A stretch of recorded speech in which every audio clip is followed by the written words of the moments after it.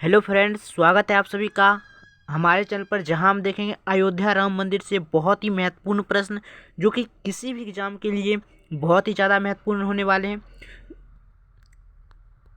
अयोध्या में जहां पर बाबरी मस्जिद को लेकर जो हिंसाएं हो रही थी वो टल गया है और फाइनली राम मंदिर भी बन गया है। और 22 जनवरी 2024 को जो प्राण प्रतिष्ठान होने वाले उसमें देश विदेश से भी लोग आएंगे।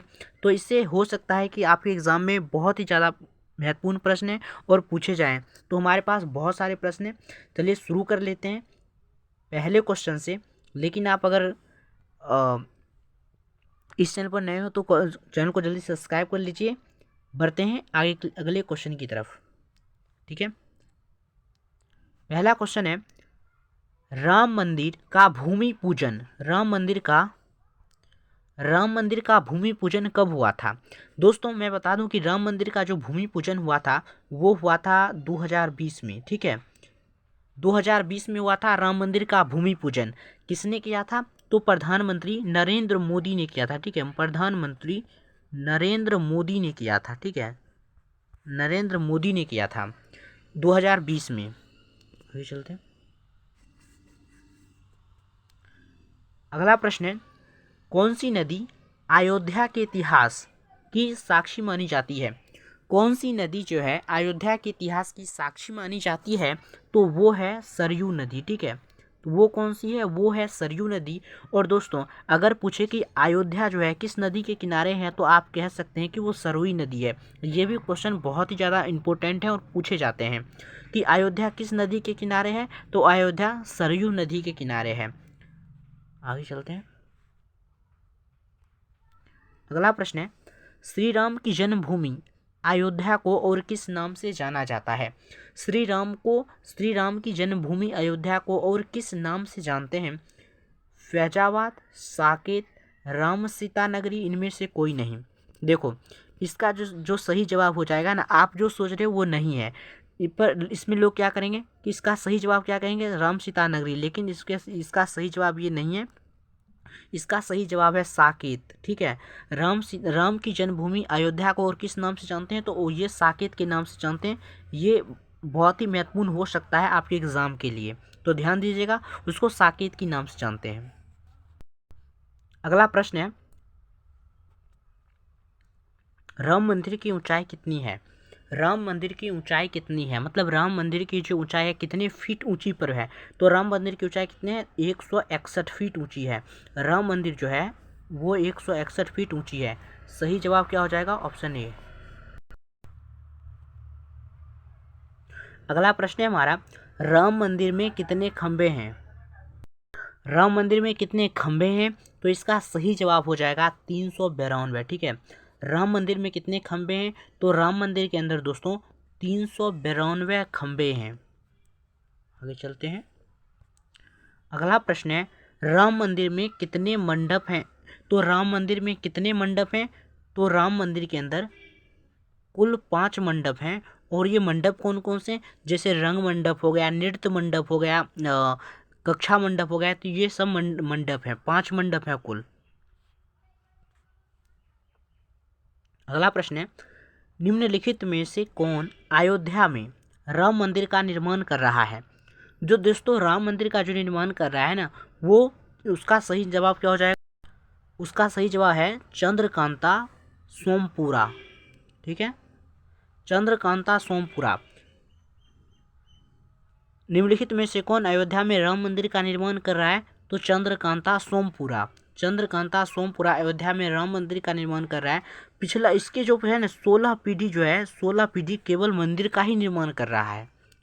आगे चलते हैं, और राम मंदिर किस शैली में बना है? तो राम मंदिर जो है दोस्तों ध्यान रखिएगा, राम मंदिर नागर शैली में बना है। ठीक है, नागर नागर शैली नागर शैली में बना होता है, जिसकी जो छतें होती है वो काफ़ी ऊंची ऊंची होती है। ठीक है, देखो नुकीले टाइप की होती है, नुकीले टाइप की है ना, नुकीले टाइप की होती है उसकी छतें ना, नुकीली टाइप की होती है, जिस तरह देख सकते हैं आप।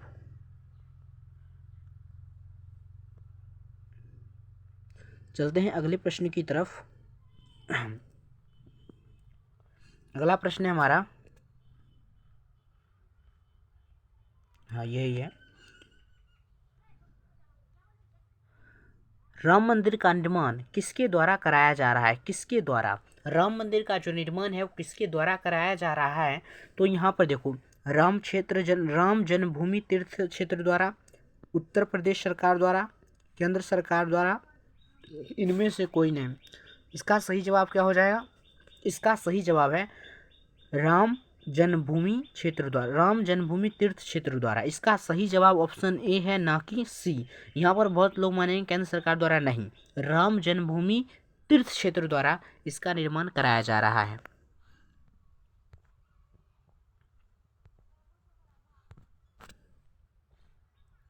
अगला प्रश्न है,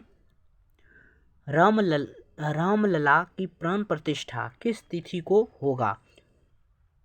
रामलला की प्राण प्रतिष्ठा किस तिथि को होगा दोस्तों? तो इसका ज़्यादा वक्त नहीं है और इसका जो सही जवाब हो जाएगा, देखो दोस्तों, इसका सही जवाब क्या हो जाएगा? तो इसमें सही जवाब ही नहीं है, ठीक है। देखो, इसका सही जवाब ना ये होगा, ना ये होगा, ना ये होगा। तो इसका सही जवाब क्या हो जाएगा? इसका सही जवाब इनमें से कोई नहीं है। इसका सही जवाब हो जाएगा 22 जनवरी। ये नहीं होगा, यहाँ पर क्या लिखेंगे? जनवरी, ठीक है।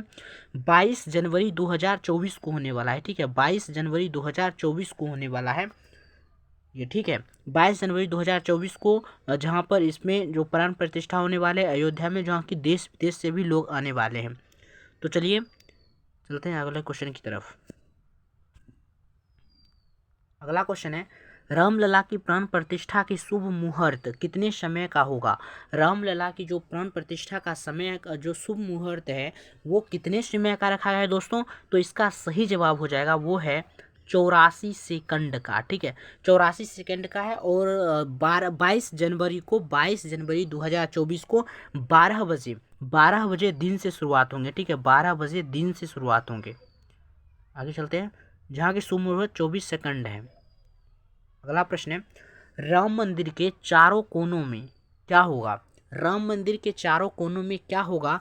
4 मंदिर होंगे, 4 स्तंभ होंगे, 4 घेरा होगा, या इनमें से कोई नहीं होगा? इसका सही जवाब क्या हो जाएगा? इसका सही जवाब है 4 मंदिर होंगे।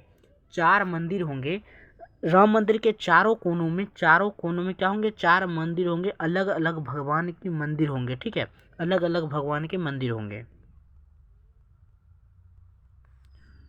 आगे चलते हैं। अगला प्रश्न है, अयोध्या की विवादित भूमि से कौन सी ऐतिहासिक घटना जुड़ी हुई है? अयोध्या की विवादित भूमि से कौन सी ऐतिहासिक घटना जुड़ी हुई है? तो दोस्तों, इसका सही जवाब क्या हो जाएगा? इसका सही जवाब हो जाएगा बाबरी मस्जिद का विध्वंस। बाबरी मस्जिद का विध्वंस। दोस्तों, मैं इसका एक घटना बता देता हूँ आपको। बाबरी मस्जिद में क्या हुआ था? अयोध्या के अंतर्गत 1528 में क्या हुआ था? उसके जो बाबर जो थे, बाबर के जो सेनापति थे वो थे मीर बाकी। कौन थे? मीर बाकी, ठीक है। बाबर के जो सेनापति थे वो थे मीर वाकी। और मीर वाकी ने क्या किया था? 1528 में अयोध्या में एक मंदिर बनाया था, सॉरी मस्जिद बनाया था, जिसको बाबरी मस्जिद के नाम से जानते हैं। हुआ क्या? बाबरी मस्जिद बनाया था, वो कह रहा था कि यहाँ पर मस्जिद ही रहेगा, लेकिन बहुत ज़्यादा संघर्ष हुआ, जिसके बाद से ये मंदिर बनाया गया है, ठीक है। जो आप देख सकते हैं, ये मंदिर बनाया गया बहुत संघर्ष के बाद, ठीक है। और बनाया कौन था? तो मीर बाकी ने बनवाया था। मीर वाकी जो था, मीर वाकी ने बनवाया था, ठीक है। और ये बहुत दिनों के बाद जो है अब बन रहा है, और 22 जनवरी 2024 को इसका प्राण प्रतिष्ठा होने वाला है। अगला प्रश्न है, अयोध्या की राम मंदिर का भूमि पूजन किसने किया? बहुत ही ज़्यादा महत्वपूर्ण प्रश्न है, और ये देख चुके हैं कब किया था। तो कौन किया? अपने देश के वर्तमान प्रधानमंत्री श्री नरेंद्र मोदी जी किए थे।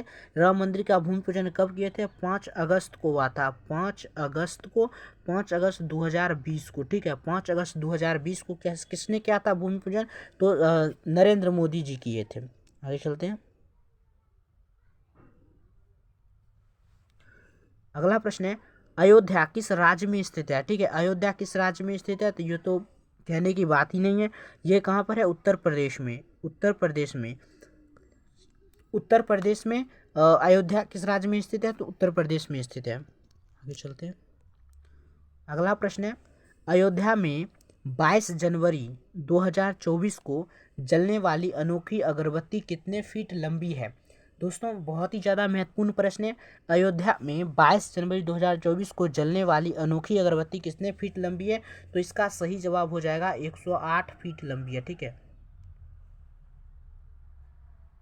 ये 108 फीट लंबी है। ठीक है, और 22 जनवरी 2024 को जो है जलेगी अगरबत्ती। और मैं आपको बता दूं, ये जो अगरबत्ती है दोस्तों, ये अगरबत्ती 3500 किलो 3500 किलो का है। ठीक है, 3500 किलो की अगरबत्ती है और ये जलेगी 45 दिनों तक। ठीक है, ये बहुत ही इंपॉर्टेंट है। 45 दिन तक ये अगरबत्ती जलेंगे और करीब 20 से 25 किलोमीटर तक इसकी सुगंध जाएगी और 45 दिनों तक ये अगरबत्ती जलेंगे। 108 फीट है, 300 साढ़े तीन मतलब 3500 किलो का है ये अगरबत्ती। आगे चलते हैं। अगला प्रश्न है, बाबरी मस्जिद कब बनाया गया? तो बाबरी मस्जिद कब बनाया था? तो बता ही चुके हैं कि बाबरी मस्जिद 1528 में बनाया था। किसने बनाया था? मीर बाकी ने बनाया था। मीर बाकी, बहुत ही महत्वपूर्ण प्रश्न है। मीर बाकी ने बनाया था। और मीर बाकी बाबर का जो सेनापति था। ठीक है, बाबर मैं बताता हूँ, बाबर जो था, बाबर मुगल वंश का संस्थापक था। ठीक है, बाबर मुगल वंश का संस्थापक था और बाबर मुगल वंश का संस्थापक था। ठीक है, आगे चलते हैं। बस आज के लिए इतना ही, मिलते हैं, धन्यवाद। मिलते हैं आगे वीडियो में। अगर आपको ये वीडियो अच्छी लगी तो प्लीज़ लाइक शेयर और सब्सक्राइब जरूर करें। धन्यवाद।